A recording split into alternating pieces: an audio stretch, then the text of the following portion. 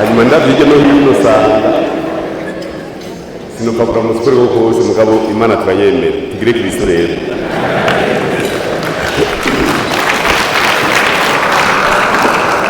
Kuwa gatanu Ruhuhuma umunsi mukuru w'ubumwe bw'Abarundi.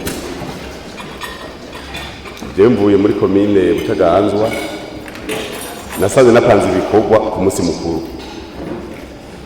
Urumva ikibazo kiri hehe? Biga iminsi mikuru yose tuzogarika gukora ikibazo mwese kawugira ndepfa mu gihugu. Itariki imwe kwa mbere duhagarike gukora, tariki zitanu duhagarike, tariki zitandatu z'ukwa kane duhagarike, itariki imwe kwa gatanu duhagarike.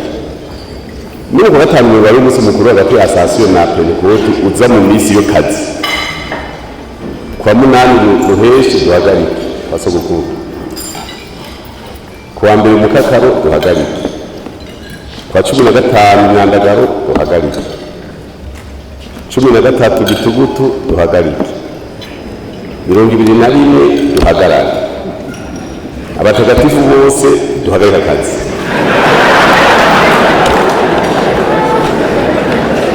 Na Yesu Kristo avutse duhagarike. Iyo minsi twaraharuye dushira ko kuwa Mungu no kuwa gatandatu. Kuwa gatandatu no kuwa Mungu ni minsi ibiri kugwiza 52 indwi 52 iminsi 104. Gushira ko minsi ndondaguye dusanga nko amezi 4 mu buryo akora. Amezi 4 iminsi 120. Zotera imbere rero mu minsi twicaye. Rero muramubarira kuba umuntu nagiye mu kazi napanze akazi ntazi kadi ko duhagarika akazi. Ndimo ko bintu bitaganzwe n'abajibora matari b'intara ya Buhumuza ni kutagiye ku munsi mukuru w'ubumwe. Benshi rero bavuze bati benshi ntibabona neza ingene twahagarika akazi ku munsi w'ubumwe.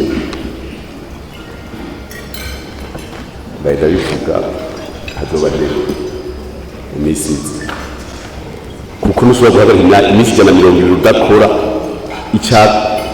icya gatatu cy'imisi yose mu buzima. Hamace twiriza urutungo ngo ntidutera imbere.